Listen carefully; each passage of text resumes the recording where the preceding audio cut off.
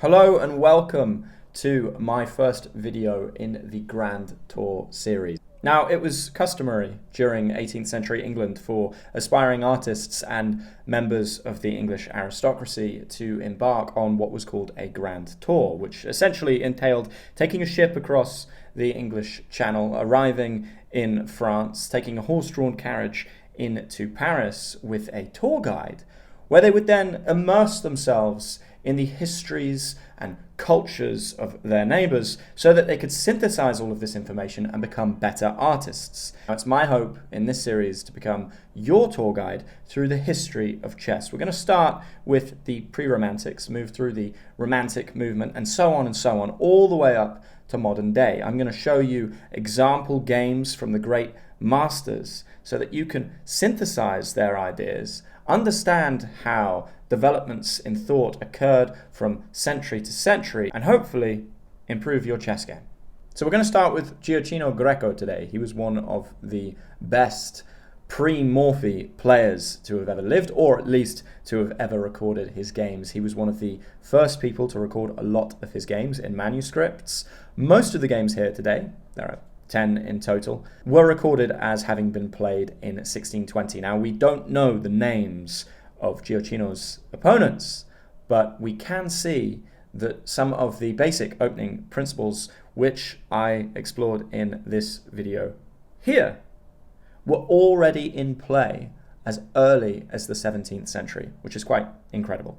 So let's kick things off with the first game, which is an 8-move miniature, e4. This is standard practice. His opponent plays b6. From this, we can anticipate that the move bishop b7 will be coming, asserting pressure along this long diagonal. Now, this particular opening is known as the Owen's defense, and after d4, this is exactly what we see here, bishop b7. So Greco develops a piece while protecting their e4 pawn. Notice that he's also keeping c3 as a flexible option rather than developing his knight. Now, his opponent, as early as move 3, makes quite a significant mistake. You can see the evaluation bar on the side going quite crazy here. This is already +4 for white. Why? Because after e takes on f5, yes, white is hanging the g2 pawn and potentially losing their rook. There is not enough time to stop queen h5 check. And after queen h5 check, the king has to block this. There's nowhere to go, and there's no way to remove the checking piece. And so g6 is the only available move here. And after Greco took on g6, his opponent played knight f6, attacking the queen. Now, there is a rather nasty trick you can play in a position like this, perhaps if these pawns were advanced, where the king would have space to flee from a check along this diagonal, where you can simply push the pawn, and after the knight takes the queen, we take the rook and we re-queen. But in this position, what Greco noticed was that the king actually doesn't have anywhere to flee. So what we can play instead is pawn takes on h7, which removes a key defender from the g6 square, so that after knight captures on h5, bishop to g6 check is also checkmate. So in my 3 fundamental opening principles video, I talked about the danger of advancing our f pawns too early. We saw a clear example of that in play in this game here. Black is already completely losing because this diagonal is far too weak. We're going to see a very similar theme in play in the next game. This game was played in 1620, and after e4, e5, Greco develops very naturally with knight f3. Now, the e5 pawn is being attacked. There are numerous ways to defend this, but only d6 or knight c6 are any good. f6 is terrible. Now, the best move in this position is just to play bishop c4 and start targeting this weak diagonal, going after a square like f7. But it is also completely fine for white simply to capture here. We're taking the piece, because what happens if black recaptures? Well, now we have queen h5 check. This must be blocked, or the king must step forward onto e7. And if the king steps forward on e7, as in the game, we get this check. If we block with g6, we get this check anyway, and we are winning the rook.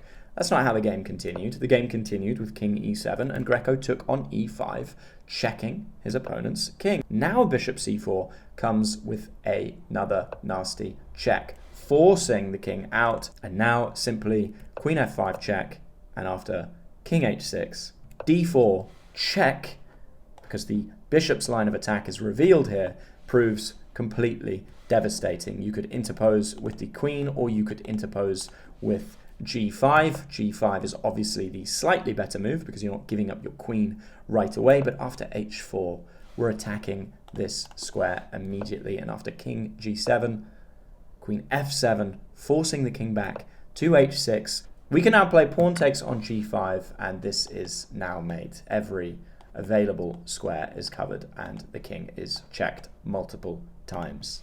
A devastating example of why you should not, in order to protect e5, be playing f6 in this position. Now, if white were to take this central pawn, the best continuation would be queen e7, but you still don't really want to find yourself in this position if it can be avoided. You simply have your queen on a square you do not want it to be on, you have lost a pawn, and this diagonal is weak. Not good at all. In fact, white could just check here immediately, and after something like this, sack the knight. If recaptures, black's losing their rook. Don't play f6 to defend e5 in these positions. Moving on to our third game. Now, I really liked this game because it explores a very uncommon line in the King's Gambit. So here, this is the first game where Greco actually has the black pieces, and after e4, e5, his opponent plays f4, which is the King's Gambit. Now, it is customary just to take this pawn and play something like d6 or g5 to try and hold on to it, and you're absolutely fine there as black. But Greco plays f5. Now, this is not a particularly sound line. You can see that according to the eval bar, black is already at quite a significant disadvantage, 1.2 to be exact. But, and what surprised me was putting this position into the Lichess database and seeing how often white plays this position inaccurately and actually gives black an overwhelming advantage. Let's see how Greco's opponent played. So they captured the pawn, which is the correct move, and they allowed this check and played g3, and the queen comes back to e2. Now, in this position, it is completely winning if white just plays bishop g2. But in the Lichess database, I've only found 5 example games, blitz games, where white played bishop g2. In every other game, they played something else. More often than not, they played what Greco's opponent played here, which is queen h5 check. And if they are not careful, after the move king d8, they take this pawn. Look at the eval bar, everything's suddenly equal. Black can now lash back out at white with this check. Greco's opponent blocked with bishop e2, and out comes the knight, threatening to win the queen.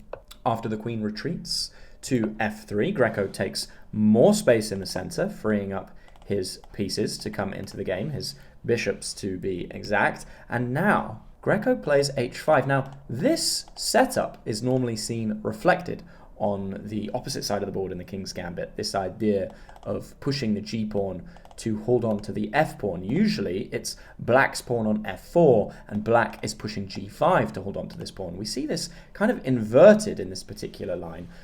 And so, with our knowledge of how the King's Gambit should be played in the inverse position, we would know that the best move here would be g5, after which black would move their knight to somewhere like e4, and if it's kicked with d3, it would retreat to d6, and all would be relatively okay. But Greco's opponent doesn't play that. Greco's opponent plays h3. Now this is a bad move. Why? Because black can now simply capture this pawn.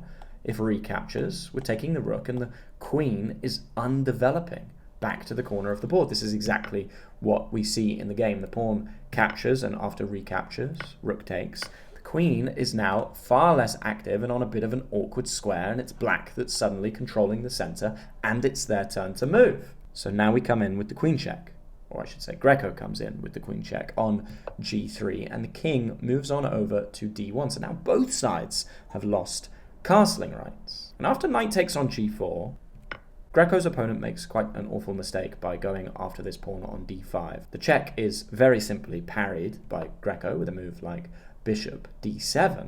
Now here, Greco's opponent makes the last serious mistake, which is knight f3. Now this leads to checkmate in 4 and checkmate in style. The sequence is knight checks king. There's only one square for the king to go to, and that is e1, after which there's going to be a discovered check, which means that because the queen will be checking the king when the knight moves, the knight could move to a dangerous square where it would otherwise be taken. So of course, knight d3. Now, if the king steps over to f1, then the queen is simply mating on f2. And so the safest square for Greco's opponent's king is d1, after which we can play a very nasty two-move sequence, which Greco finds. It's amazing to see players from the 17th century already exhibiting such a sophisticated understanding of chess. The move is, of course, queen to e1 check, a queen sacrifice. This looks very odd indeed, but the knight holds the queen in place, meaning the king can't capture the queen. The only piece available to capture the queen is the knight. But now, White's king is completely smothered on d1, surrounded by a wall of its own pieces, meaning knight f2 is checkmate. Smothered mate. Absolutely gorgeous. Okay, moving on. Greco has the black pieces here. We see e4, e5, knight f3, knight c6. So after bishop c4, we should be familiar with this. This is the Italian game. Bishop c5, the gioco piano, the quiet game, the quiet branch of the Italian game, as opposed to something like knight f6, which would likely see the fried liver attack with knight g5, and we'll see an example of that in a later game. But in the game, we see bishop c5, and Greco's opponent simply castles.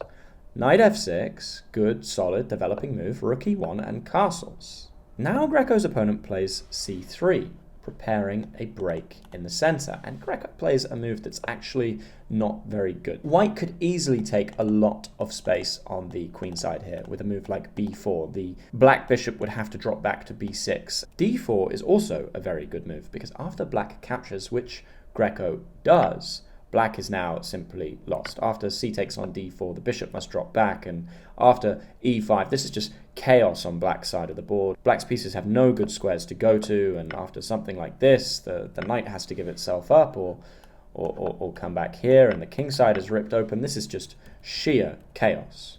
However, Greco's opponent plays e5 immediately. Now this is still winning, but far less good. Black has a lot of counterplay in this position, and after knight comes to g4, White makes a dreadful mistake, which is c takes on d4, and look at that eval bar. Look at how the tides quickly turn.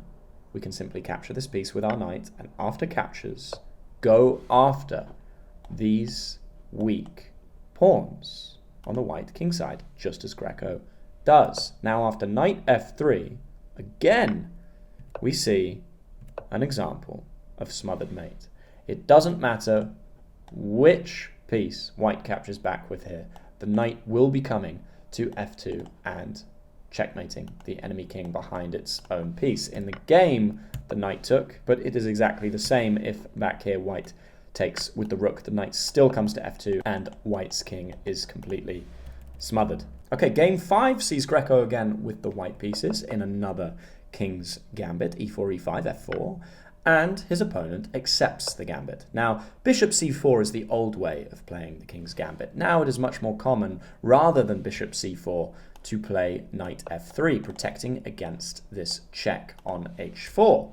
Because if we play bishop c4, our opponent can check us here, and the king has to move over to f1 and lose castling rights. Now, White still has plenty of winning chances in a position like this, but it is considered now to be slightly less sound than the knight f3 move. Greco's game continued bishop c5, which is a rather awkward move, because White can play d4, attacking their opponent's bishop and opening up the line of their own bishop to exert some pressure on this f4 pawn. And after something like this, chasing the queen away, it's likely that white will be able to win this back. And that's exactly what we see in the game. d4, the bishop moves back, knight f3, and the queen comes to g4. Now this is simply losing. Why? There's a great sacrifice in this position. Can you see it? Bishop takes on f7 check. And after king takes, we have a royal fork. The knight comes to e5, forking the king and the queen. Now, the best way to play here would have been something like king e7, but unfortunately, after h3, the queen comes to g3, running out of squares.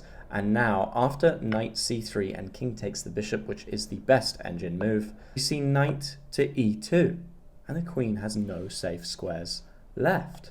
Every square that she can go to is protected in some way by one of white's pieces, with the exception of g6. But of course the king just captured here, and so this is another royal fork. Game 6 sees Greco with the white pieces in the Italian game. Only his opponent plays knight f6, which of course allows knight g5. Now we're going to see what the best move is here for black. It is d5, which cuts the bishop off from seeing f7, making this dual attack on that pawn far less effective. So of course, if we take with the pawn, we're threatening black's knight. What are you going to do about this? Now, modern theory suggests we should play knight a5, and after a sequence like bishop b5 check, c6, pawn takes on c6, pawn takes on c6, and queen f3, meaning that black can't easily take the bishop without hanging their rook, black will normally play something like e7, and then the bishop will drop back to e2, or d3. A little awkward, I know, but the engine suggests it's the best move, and there are reasons for preferring bishop d3 to e2. However, that is not what was played in the game. What was played in the game was knight takes on d5. And there is a reason why this is not normally played today, and it involves another sacrifice. Knight takes on f7, forking the queen and the rook. Black is going to be down in exchange unless they capture on f7. The only piece they can capture on f7 with is their king. Now they have lost castling rights, and after queen f3 check, white's queen is forking the king and the knight on d5. So we're threatening to win our piece back, as well as having taken a pawn, as well as having forced black to lose castling rights. So believe it or not, king e6 is actually the best move here. After which, we can exert more pressure on this pin. We can't just take now because the queen sees the square and the king also acts as a defender, but we can continue to exert pressure, as was seen in the game with knight c3. And if the knight drops back to add another defender to this square, we can castle. c6 is played to add another defender to this square, but the position of black's king now ends up being just simply too fatal. After rook e1, Greco manages to completely break through, and now we capture here, and if black takes the rook looking to be up an exchange, as happens in the game, there is now a mate in 5 sequence. There are actually 2 mate in 5 sequences. The one that occurs in the game after the king moves to c5, and this one. But what occurs in the game is the king steps to c5, and now there is queen a3 check, and we lose the bishop, but now queen comes to d3, and now b4. That is checkmate. The king can't step back, the pawn covers the square, the pawn is protected by the knight. The queen sees this diagonal, the knight holds on to b6. Very, very impressive. So our 7th game is actually the first recorded example of a Greek gift sacrifice. e4, e6, d4 taking the center because why not? Knight f6, not very good. We have now e5 that can be played at a moment's notice, kicking our opponent's knight. However, Greco first decides to position his bishop on a very lethal diagonal, thinking already here that this knight defends the h7 square. It's likely that my opponent is going to develop their dark squared bishop and then castle. If I could then remove this knight as a defender, maybe there's some sacrifice on h7 lurking in the position, and that's exactly what we're about to see. Knight c6, knight f3, the bishop comes out, and after h4, black castles. We kick the knight. We kick the knight because we removed the defender from h7, and now we see why the pawn was placed on h4, because after we snatch the pawn and the king captures back, knight g5 check, defended by the pawn. Crucially now, in the game, black took on g5, and when pawn recaptures, there's a discovered attack on the king from the rook on the h-file, and now the queen comes in to threaten mate on 2 squares. So what could black play here to try and provide some exit square for his king? Well, f5. Now if there's a check here or here, the king can sneak out to f7. However, after g6, which is what Greco played in the game, there is now simply no way to stop mate from coming. There's mate on h7, there's mate on h8, and this square is now completely removed. Even if the rook tries to move over, it doesn't matter, because after queen h8, I'm still seeing this square. That's what Greco played in the game. Game 8 is a very short miniature. e4, e5, knight f3, knight c6, bishop c4, the Italian game. And now after bishop c5, gioco piano, the quiet branch of the Italian game. We've already seen one example of this.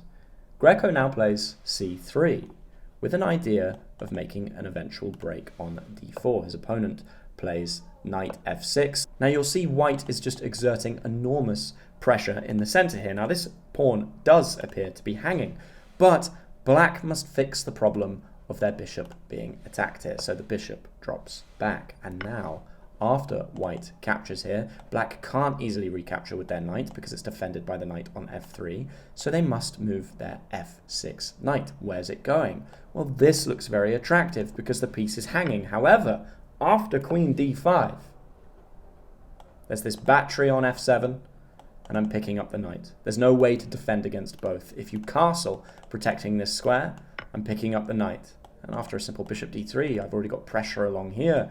I've got this. Maybe very similar ideas that we saw in the last game. Okay, so the last 2 games, 9 and 10. 10, I feel, is the most impressive game of the bunch that I'm showing you today.